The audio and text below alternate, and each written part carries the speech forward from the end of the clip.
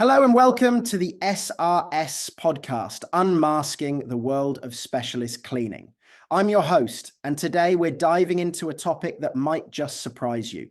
It's something we walk past every single day, something we often take for granted, but if done wrong, the consequences can be dangerous, expensive, even reputationally devastating.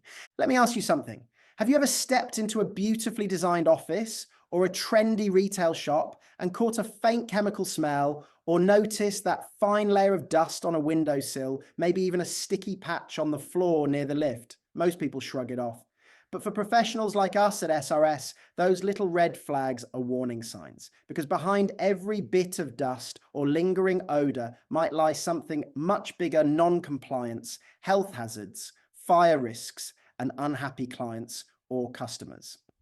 Now, let me take you back to a real story.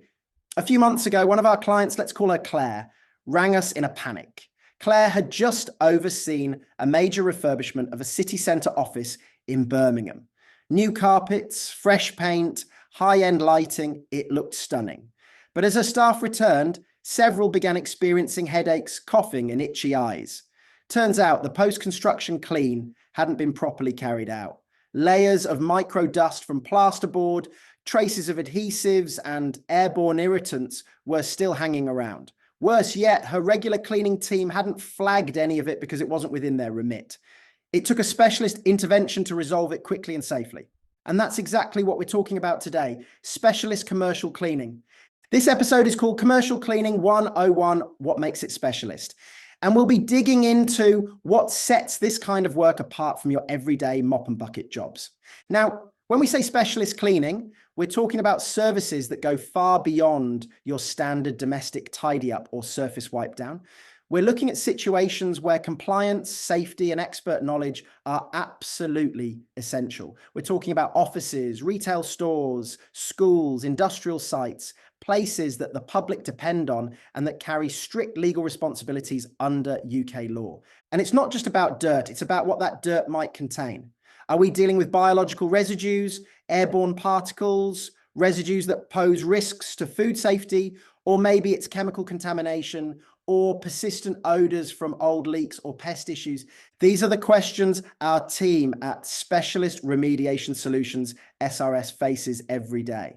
And what makes us different? It's our training, our experience, and our deep understanding of the legal and environmental responsibilities involved in keeping a commercial space truly clean and truly safe. So, who is this episode for?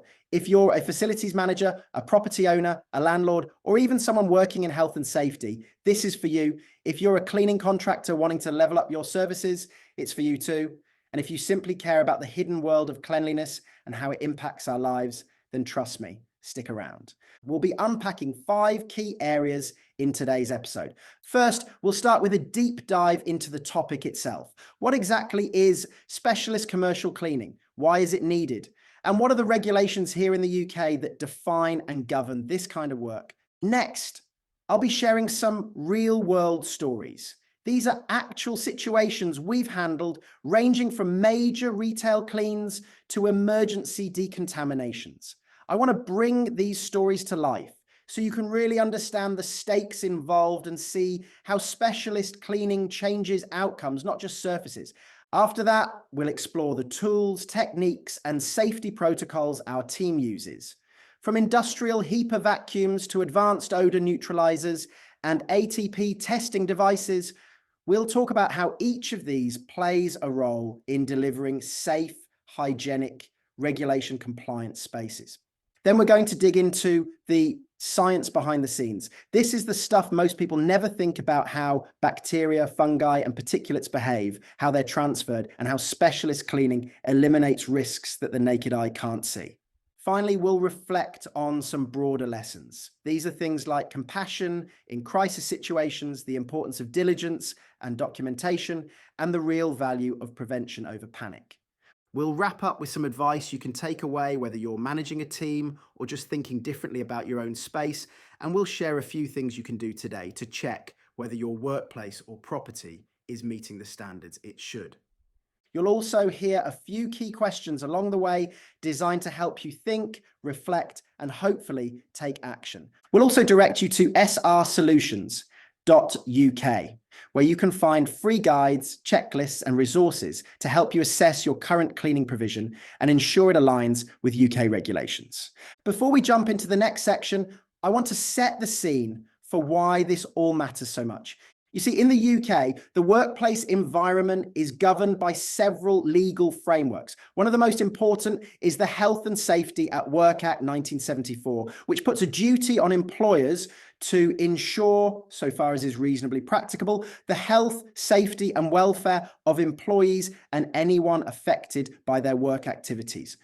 That includes keeping workplaces clean and free of hazards. Then there's COSHH, the control of substances, hazardous to health regulations, which require employers to prevent or control exposure to substances that can be harmful to health. Cleaning chemicals, bioaerosols, dusts from renovation work, these all fall under COSHH considerations. And it's not just legal obligations. There are emotional and social responsibilities too. Think of the employee with asthma who reacts to fine dust particles, the vulnerable customer who might be exposed to bacteria in a retail environment, or the school child sitting at a desk still harboring norovirus from last week's outbreak. This is about more than compliance, it's about care. And that right there is why we at SRS are so passionate about what we do. It's why we train obsessively, document everything, and hold ourselves to standards that go above and beyond. So, are you ready to unmask the world of specialist cleaning? Let's lift the lid on what really makes a space safe and what happens when it's not. In our next section, we're going to dig into the heart of today's topic. What exactly is specialist commercial cleaning, and how does it differ from general cleaning services? We'll look at the environments involved, the types of contamination we deal with, and the unique challenges that make this work both demanding and essential. Stick with me. You're about to see cleaning in a whole new light. All right, so let's get into the bones of it. What exactly is specialist commercial cleaning? Now, when most people hear cleaning, they imagine a mop, a bucket, maybe some bleach, and a few paper towels. That's standard cleaning, your day-to-day wipe downs, your routine hoovering, keeping things looking neat and presentable. But specialist commercial cleaning, that's an entirely different animal. It's cleaning with compliance in mind. It's cleaning with health, safety, and environmental risks at stake. It's not just about the look of a place, it's about what's lingering on surfaces, in the air, in the unseen spaces that typical cleaning might miss altogether. Think about it this way. Standard cleaning keeps your desk tidy. Specialist cleaning keeps your team healthy. Now, commercial environments are a mixed bag. You've got high traffic areas like shopping centers, sensitive sites like medical clinics, food prep zones in supermarkets, warehouses where industrial dust gathers, and office buildings filled with recycled air and shared touch points. Each of these spaces carries unique risks, and each demands different cleaning strategies to meet safety and hygiene standards.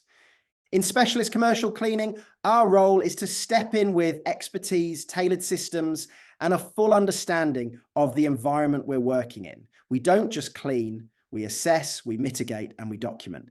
That's why we're often brought in after incidents, after construction work, after a pest infestation, or when a space needs to meet regulatory inspection. And in many cases, we're called in because something has already gone wrong.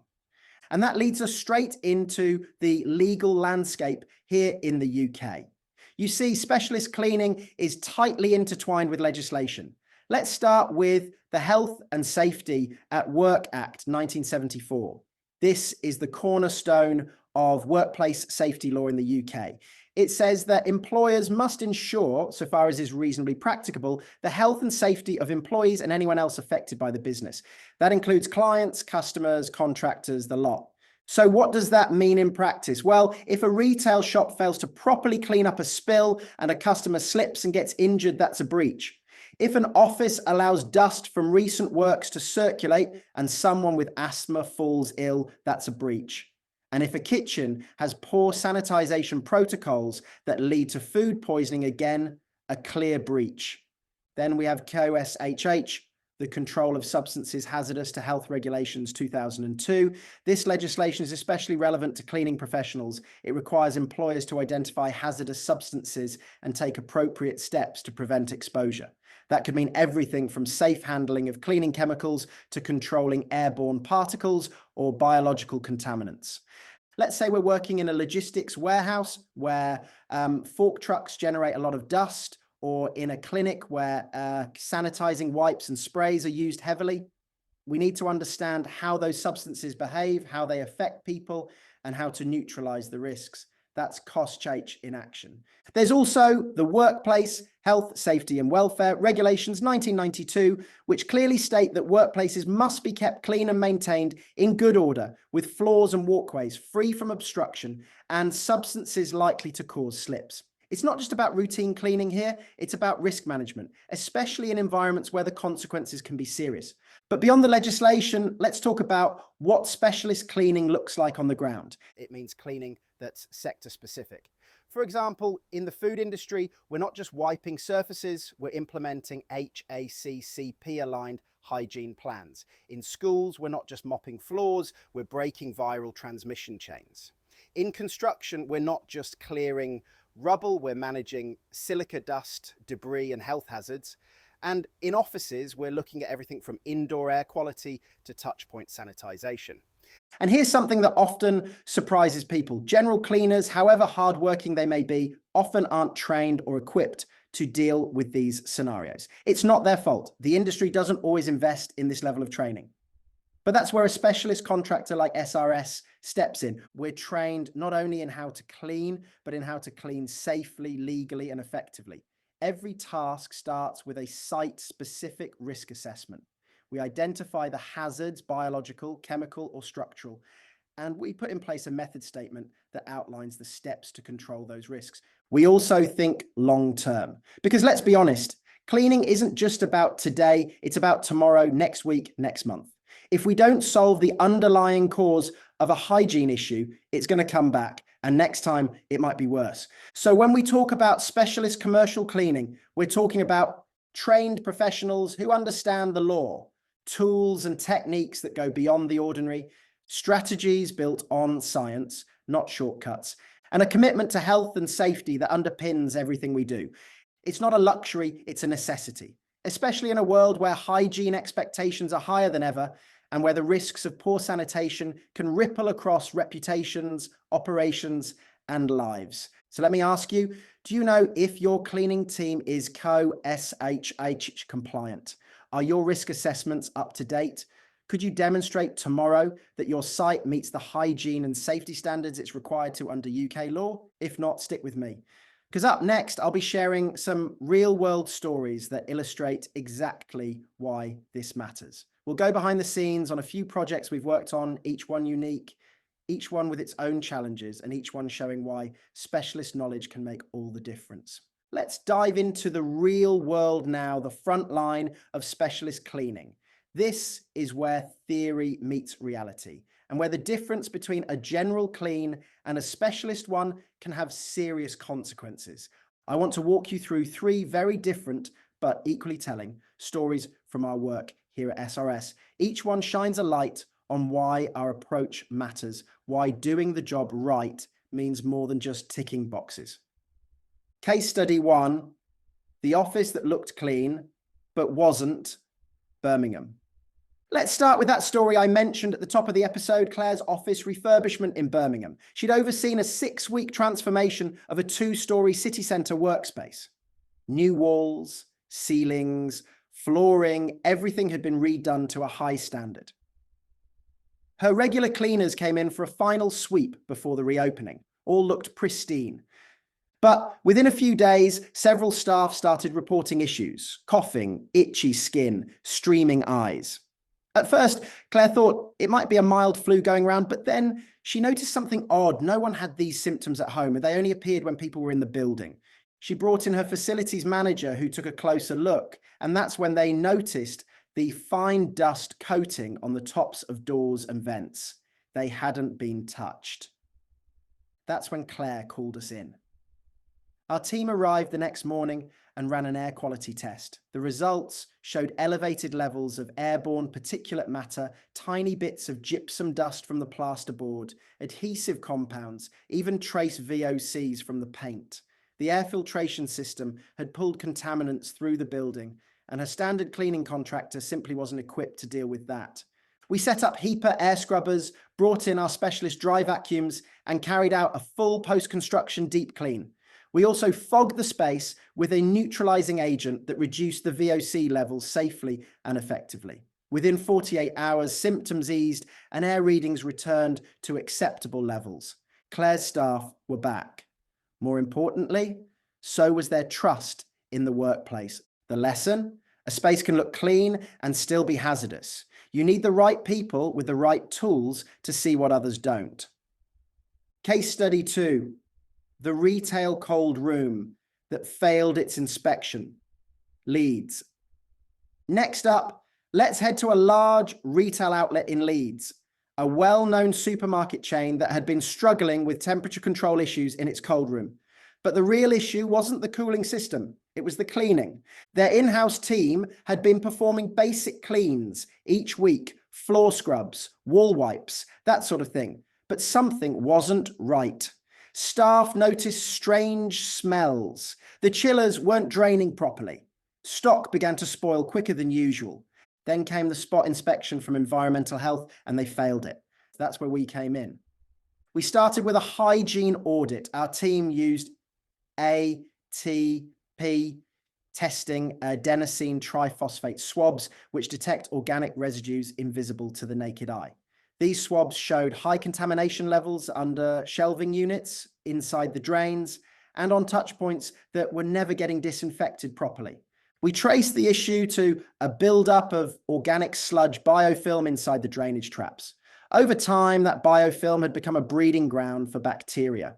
The smell, the spoilage, the damp, it all linked back to this. Using an enzyme-based cleaning solution specifically designed for food-safe environments, we broke down the biofilm, flushed the system, and then carried out a full steam clean and disinfection of the entire cold room. We also trained the client's team on how to use color-coded cloths, rotate chemicals to avoid resistance buildup, and implement a proper hygiene schedule that aligned with HACCP protocols. When environmental health came back 3 weeks later, they passed with flying colors.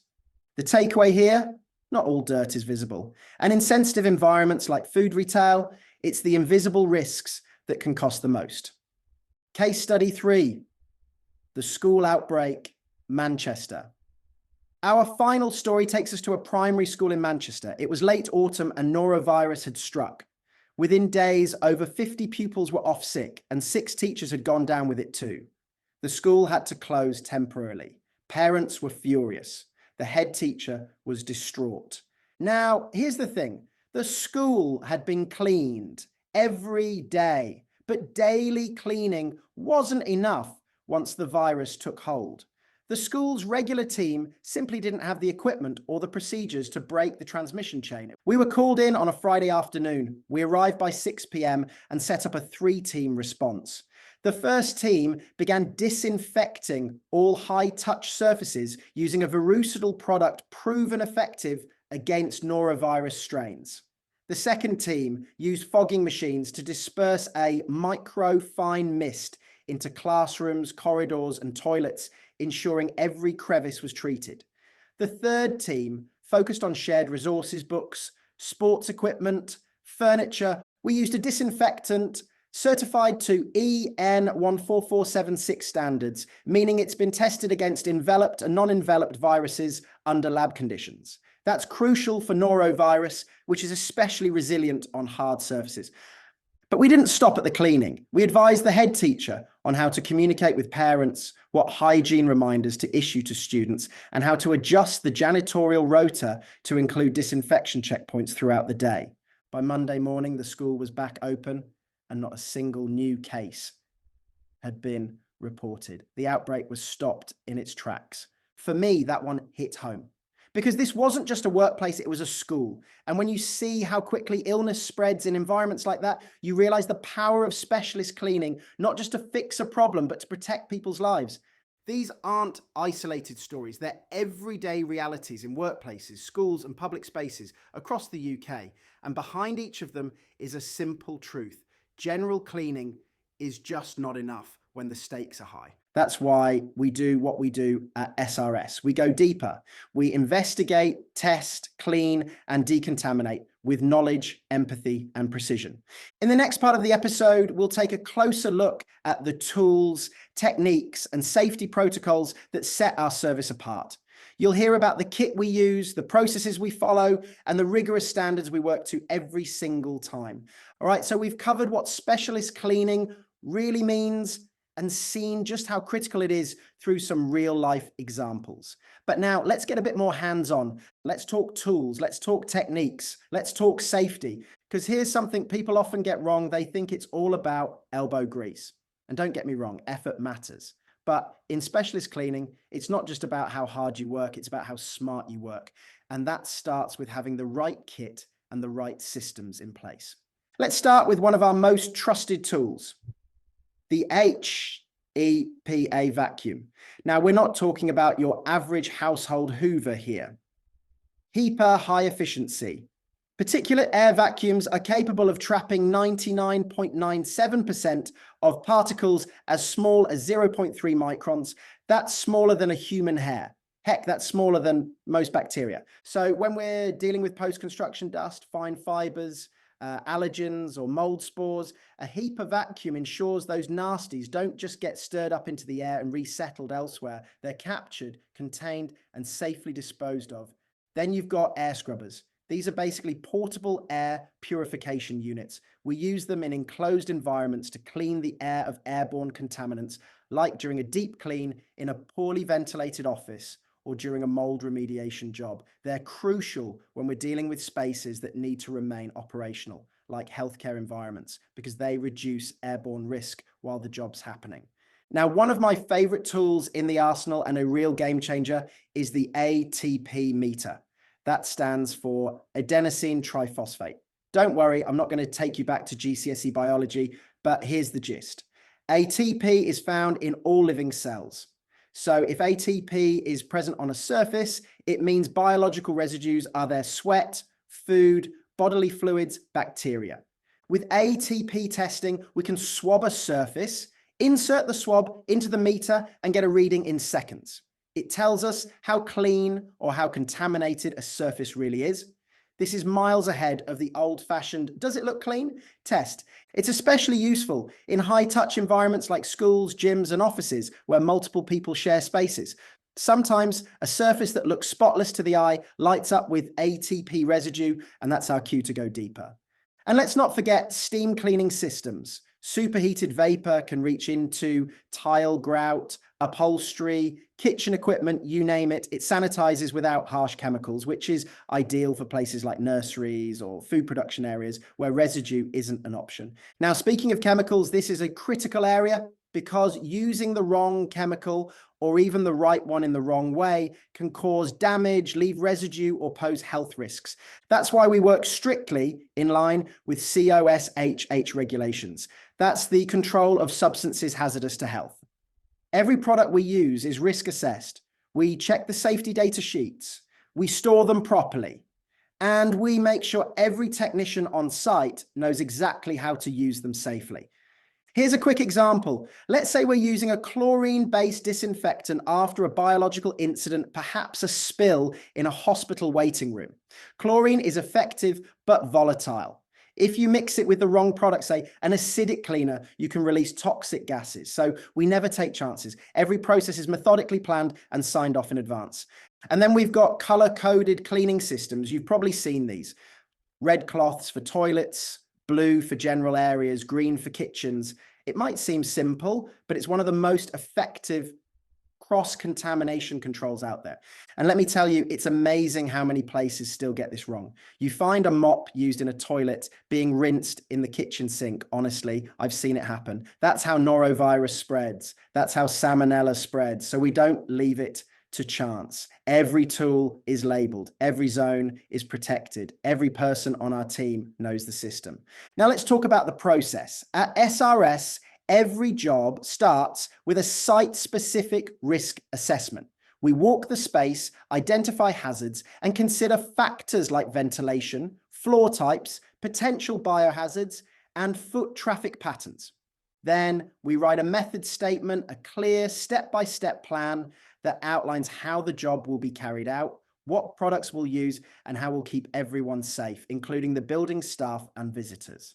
In some environments like food premises or healthcare sites, we also work under permit to work systems, which means no cleaning begins until it's been approved by the facility manager and logged officially. It's part of our audit trail. And that audit trail, it protects our clients. If there's ever an issue later, there's clear proof that the job was done right.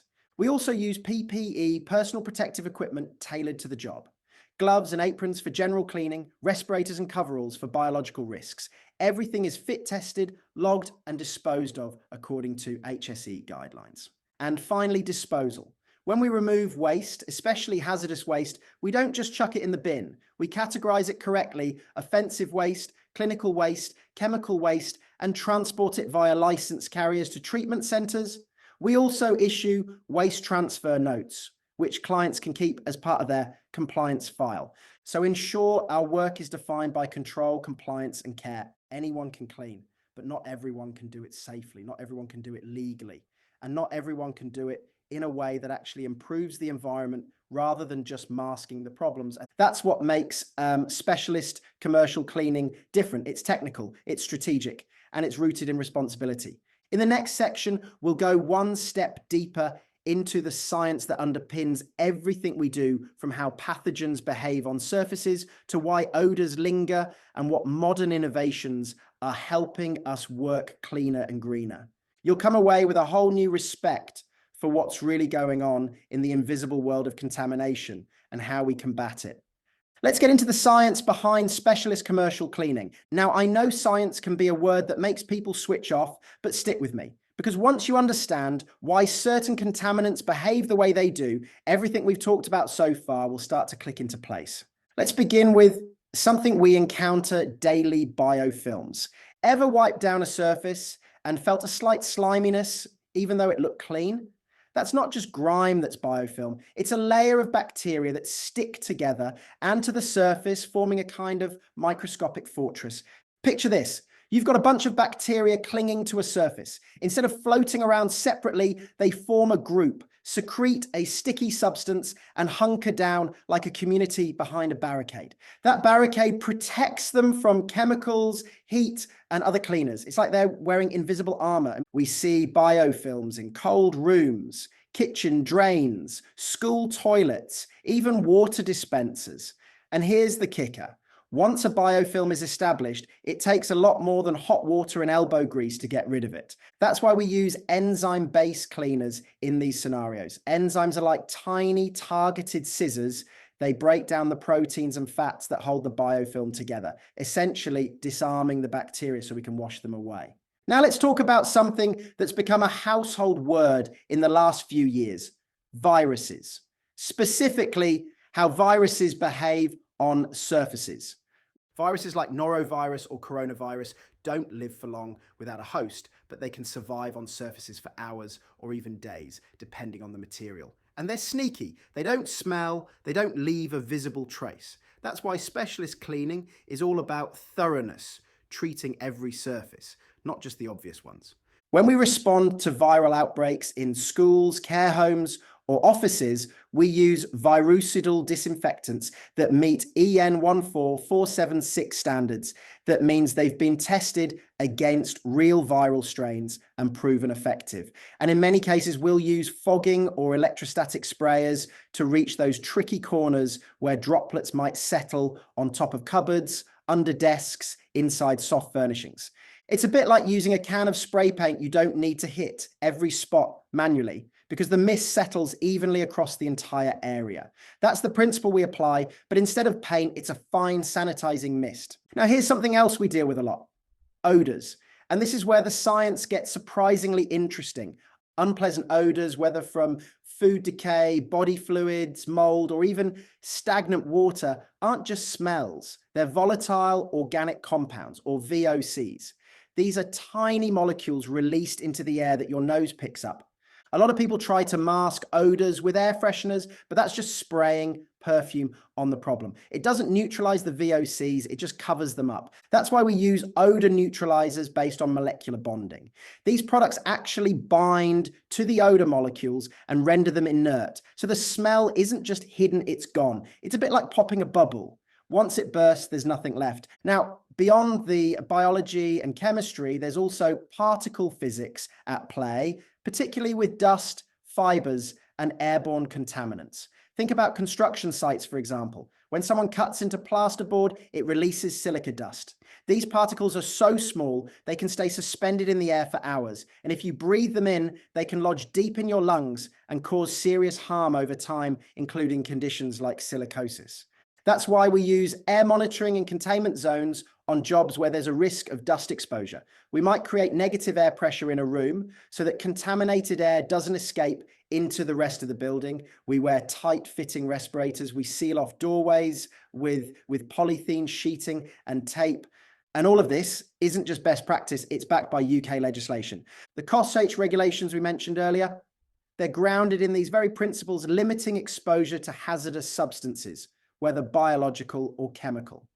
The HSE, that's the Health and Safety Executive, also provides guidance on air quality monitoring, biological risk assessments, and cleaning practices for different sectors. And here's the exciting bit, cleaning is evolving. We're now seeing UVC light technology being trialed in hospitals and transport hubs, which uses ultraviolet light to destroy the DNA of bacteria and viruses. We're seeing robotic cleaners programmed to navigate spaces using LiDAR and carry out consistent sanitization routines. We're even starting to see eco-friendly innovations like probiotic cleaners that introduce good bacteria to outcompete the bad, or cleaning agents made from plant enzymes that biodegrade safely after use. At SRS, we stay on the front foot with all of this because for us, it's not just about doing the job, it's about doing it better, smarter, and more sustainably as the science evolves. So next time someone says it's just cleaning, you'll know better. You'll know that what we're really doing is microbiological warfare. We're eliminating risk at the molecular level. We're protecting people from things they can't see, smell, or feel until it's too late. Coming up next, we're going to step back and reflect. We'll talk about the bigger picture, the broader lessons we've learned from doing this kind of work day in, day out, lessons about preparation, compassion, compliance, and how to make sure your cleaning strategy is doing what it's supposed to do, keeping people safe. Now that we've explored the tools, techniques, and science, let's zoom out for a moment. Because here's the thing, after years of doing this job, what sticks with you isn't just the equipment or the checklists. It's the stories, the people, the moments when cleaning becomes about something much more than wiping a surface or ticking a box. Let me share something that stayed with me. We were called out to clean a dental practice after a sewage backup had flooded the basement. Not a glamorous job, right? But the owner, Sarah, was beside herself. She wasn't just worried about the mess. She was panicked about her reputation, her patients, the potential inspections, the health risks, even the possibility of shutting down her practice. And I remember she said something that's always stuck with me. She said, this isn't just about getting it clean. It's about getting it back to what it was, safe, trusted. That's when it hit me. Our job is about restoring trust. And that's really one of the biggest lessons in this line of work. Specialist cleaning isn't about aesthetics. It's about creating certainty in uncertain situations. It's about giving people back a space they can feel safe in, whether it's a flooded surgery, a food premises under investigation, or a school hit by illness. We step in at that moment when everything feels unstable, and we put structure back in place. We use protocols, yes. We use science, of course. But more than that, we bring reassurance. And that's not just a technical service, it's a human one. Now, for all the property managers, landlords, facilities teams, and duty holders out there, here's some honest advice based on what we've seen time and again. Don't wait for something to go wrong before you act. Too often, specialist cleaning gets treated as a reaction. A problem arises, and then suddenly there's a flurry of action. But proactive cleaning, scheduled, risk assessed, and targeted prevents the emergencies in the first place. Think about your property right now. Are there areas you've never looked at properly? Ceiling voids, storage spaces, air ducts, cold room drains. These are the places where issues begin quietly and slowly until they become big problems. Know your responsibilities. If you're responsible for a building or team, you have legal obligations under UK health and safety law. That includes everything from ensuring cleaning staff are properly trained to making sure COSHH assessments are in place for the products they're using. And that responsibility doesn't disappear just because you've outsourced the cleaning. You need to be asking your contractors the right questions. Are your staff trained in COSHH? Do you supply RAMs for each job? Can you show me your cleaning audit trail? What happens if we fail an inspection? How quickly can you respond? If your contractor can't answer those confidently, it might be time to reevaluate. Understand that clean isn't always clean. Looks can be deceiving. A floor might look spotless, but be covered in bacteria. A bin might be emptied, but still harbor odor molecules. A room might pass a glance, but fail a swab. That's why we always encourage the use of objective monitoring, ATP tests, audit logs, photographs, even post-clean air sampling in high-risk environments. These aren't just extras, they're proof. Build cleaning into your risk management strategy. Cleaning shouldn't be a separate afterthought. It should be woven into your health and safety plan, just like fire drills, PAT testing, or asbestos surveys. It's all part of the same mission, keeping people safe. And here's something else I've learned: compassion matters. Some of the jobs we get called to aren't just dirty, they're emotionally charged. After a traumatic event, after a death, after a medical crisis, cleaning becomes something sacred. You're not just dealing with bacteria or dust, you're dealing with grief, shock, confusion. In those moments, how we show up matters. It's not just about the PPE or the paperwork. It's about being calm, discreet, respectful, empathetic. That's what separates a good cleaning team from a great one. So whether you're running a chain of shops or a single school, remember this cleaning is about care. It's about creating environments where people feel safe, welcome, and respected. And specialist cleaning, that's where that care goes to the next level. It's where knowledge, preparation, and humanity meet. And let's not forget, it's also a reflection of your brand, your values, and your leadership. A clean, well-maintained space shows people that you care, that you pay attention, that safety matters. So the question I want to leave you with for this part is this: what message is your environment sending? Is it saying we cut corners, or is it saying we care deeply and we've done things properly? Coming up next, we'll wrap up today's episode with a full summary of what we've covered, how it all ties together, and how SRS can help you go from reactive to resilient in your cleaning strategy. And of course, I'll leave you with a clear call to action, something you can do today to raise the standard in your own space. So let's take a moment to breathe and recap what we've uncovered today. We started with a simple question: what actually makes commercial cleaning specialist? And hopefully by now you've seen that it's so much more than just an upgraded cleaning service. It's about legal responsibility. It's about technical knowledge. It's about responding to risk, to health threats, to reputational challenges, and doing it all with professionalism, precision, and care. We talked about the difference between standard cleaning and the kind of work we do at SRS. And the difference is night and day. Where standard cleaning is about surface level maintenance, specialist cleaning is about risk reduction, compliance, and confidence. It's about giving people backspaces that are not only visually clean, but genuinely safe. We explored UK regulations like the Health and Safety at Work Act, COSHH, and the Workplace Health, Safety and Welfare regulations, all of which form the legal backbone for what we do. These aren't abstract rules, they're lived responsibilities affecting the people who work, shop, learn, and live in these buildings every single day. We shared stories, real ones, about a high-end office that looked perfect but was making staff sick, a retail cold room that nearly shut down due to biofilm contamination, and a school where norovirus was tearing through classrooms until a targeted specialist clean brought it to a halt. We broke down the tools we use from HEPA vacuums and ATP meters to virucidal fogging machines and enzyme cleaners. And we connected those tools to the wider science, talking about biofilms, volatile organic compounds, microbial risk, and even particle behavior in the air. And we paused for reflection, looking at the human side of our work. the emotional weight of cleaning spaces after trauma, the dignity we restore when we make a place feel safe again, the trust we help rebuild in the eyes of staff, students, customers, and patients. Now, if there's one thing I hope you take from this episode, it's this. Specialist cleaning isn't just a service, it's a statement. It says we care. It says we take responsibility. It says we're not cutting corners, we're raising standards. And that's exactly what we do at SRS. Our mission is to unmask the world of specialist cleaning, not just in this podcast, but every single day on site. We step in where others hesitate. We lead with professionalism, we act with purpose, and we back everything up with clear documentation, legal understanding, and a standard of care that genuinely sets us apart. We're not just cleaning buildings, we're protecting reputations, we're safeguarding health, we're helping people sleep a little easier knowing that the job's been done properly and that their space, their staff, their customers are all looked after. So what can you do right now? Well, start by asking yourself a few questions. Do you know if your current cleaning team is trained to handle specialist risks?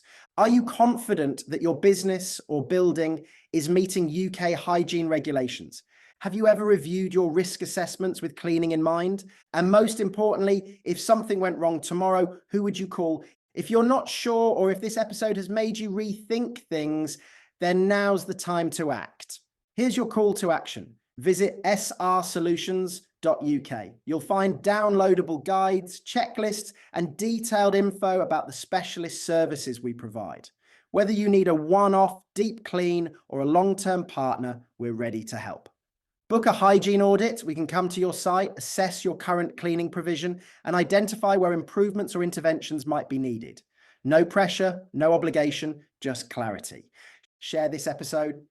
If you know someone who manages property, oversees facilities, or works in health and safety, send them this podcast. You never know when it might help someone get ahead of a risk or avoid a costly mistake. And of course, don't forget to subscribe to the SRS Podcast wherever you listen so you never miss an episode. We'll be diving into everything from trauma cleaning to asbestos remediation to infection control, and always with that same mix of technical insight and human connection. So whether you're walking into a school, an office, a warehouse, or a high street shop, look around, think about the cleaning that's happened there. Think about what hasn't been seen. Think about what might still be hiding in the corners, in the air, or just under the surface. Then ask yourself, is it just clean, or is it SRS clean? Thanks for spending this time with me. I'm glad you joined the conversation. Until next time, stay safe, stay sharp, and remember, cleanliness isn't just about appearances, it's about action. You've been listening to the SRS Podcast, Unmasking the World of Specialist Cleaning. I'm your host, and I'll see you in the next episode.